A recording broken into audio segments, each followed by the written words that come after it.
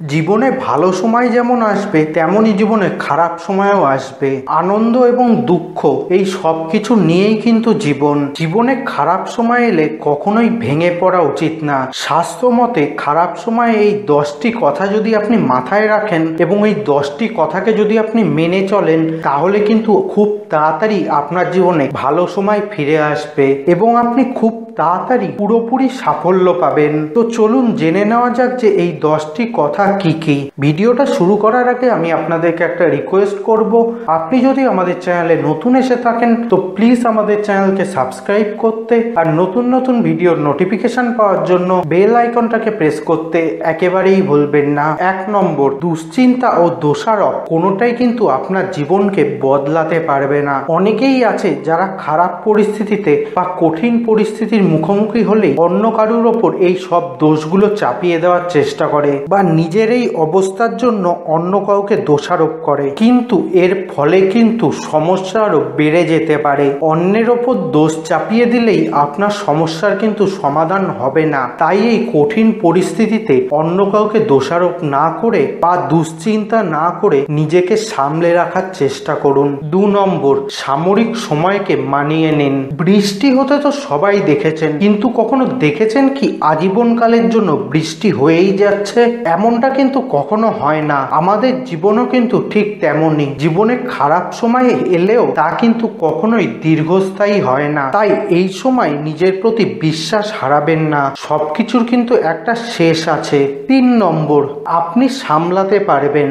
আপনার সময় যতই কঠিন হোক না কেন, সব সময় বিশ্বাস রাখবেন যে আপনি এই কঠিন সময়টাকে ঠিকই সামলে উঠতে পারবেন। যখন জীবনটা আপনার, সমস্যাটা আপনার, তখন সামলানোর দায়িত্বটাও কিন্তু আপনারই। তাই নিজের প্রতি আত্মবিশ্বাসটা কখনোই হারাবেন না। 4 নম্বর, কিছু জিনিস কিন্তু ঠিকই সঠিক হবে। আমরা জানি অন্ধকার ঘুচিয়ে গেলে যেমন আলো বেরিয়ে আসে, ঠিক তেমনি আপনার এই খারাপ সময় নিশ্চিত এক সময় চলে যাবে। এখানে শুধু আপনাকে আপনার সহ্য শক্তি এবং মনোবল বাড়াতে হবে। আর তাই এই সময় শুধুমাত্র খারাপ জিনিসের প্রতি লক্ষ্য না করে দেখুন কি ভালো ঘটছে। সেটা খুব সামান্য পরিমাণ হলেও সেটাকে নিয়েই আনন্দে থাকার চেষ্টা করুন। 5 নম্বর, আপনাকে নিজের প্রতি যত্নবান হতে হবে। যখন আপনার সাথে কোনো কিছু খারাপ হয় তখন কিন্তু আপনি আপনার নিজের যত্নটা নিতে একেবারেই ভুলে যান, কিন্তু এটা একদমই করবেন না। কেননা আপনার খারাপ সময় যখন পেরিয়ে যাবে, হয়তো তার আগেই আপনি নিজেকে শেষ করে ফেলবেন। তাই ঠিক মতো খাওয়া দাওয়া করা, পাশাপাশি বিশ্রাম করা এবং আপনার আশপাশের লোকেদের সঙ্গে ভালো সম্পর্ক বজায় রাখা কিন্তু অত্যন্ত জরুরি। 6 নম্বর, আবেগকে কখনো ধরে রাখবেন না বা প্রাধান্য দেবেন না। আপনার কঠিন পরিস্থিতিতে পুরুষদের মধ্যে বিশেষ করে আবেগ লুকোনোর কিন্তু একটা প্রবণতা দেখা যায়, কারণ তাদের জীবনে যতই কষ্ট হোক না কেন সবকিছু তারা নিজের মধ্যে চেপে রাখতে চেষ্টা করে, আর এর ফল কিন্তু মারাত্মক হতে পারে। মানসিক অসুস্থতা থেকে আত্মহত্যা পর্যন্ত অনেকে করে নেয়। তাই কঠিন সময়গুলো নিজের আবেগকে চেপে রাখবেন না। পরিবারের লোকজনের সঙ্গে বা বন্ধু বান্ধবের সঙ্গে সেটা শেয়ার করুন। কে বলতে পারে হয়তো আপনার পরিবারের লোক বা আপনার বন্ধু বান্ধবী আপনার এই কঠিন পরিস্থিতি থেকে বেরোনোর কোনো রাস্তা বা সমাধান বলে দেবে।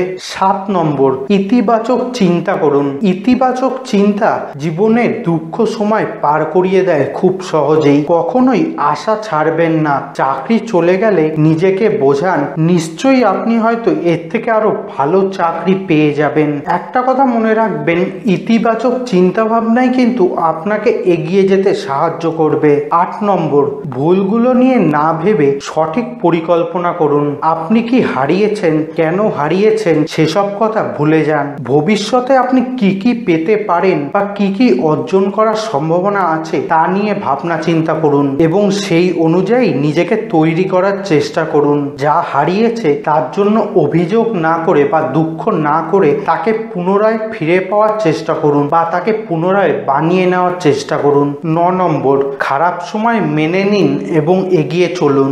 মানুষের জীবনে ভালো সময় যেমন আসবে, সেরকমই খারাপ সময়ও আসবে। আর তাই যত তাড়াতাড়ি আপনি নিজের খারাপ সময়টাকে মেনে নিতে পারবেন, আপনি কিন্তু ঠিক তত তাড়াতাড়ি তা থেকে মুক্তি পেয়ে যাবেন এবং আপনি নিজের জীবনে এগিয়ে যেতে পারবেন।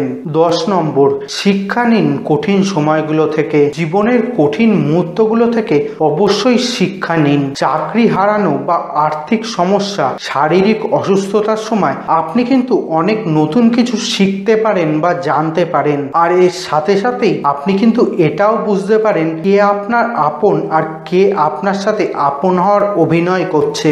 আর এই শিক্ষাই কিন্তু আপনার জীবনে সঠিক পথে চালনা করতে সাহায্য করবে। তাই জীবনের কঠিন সময়গুলো থেকে অবশ্যই শিক্ষা নেওয়ার চেষ্টা করুন। তো আশা করছি আপনার ভিডিওটা ভালো লেগেছে।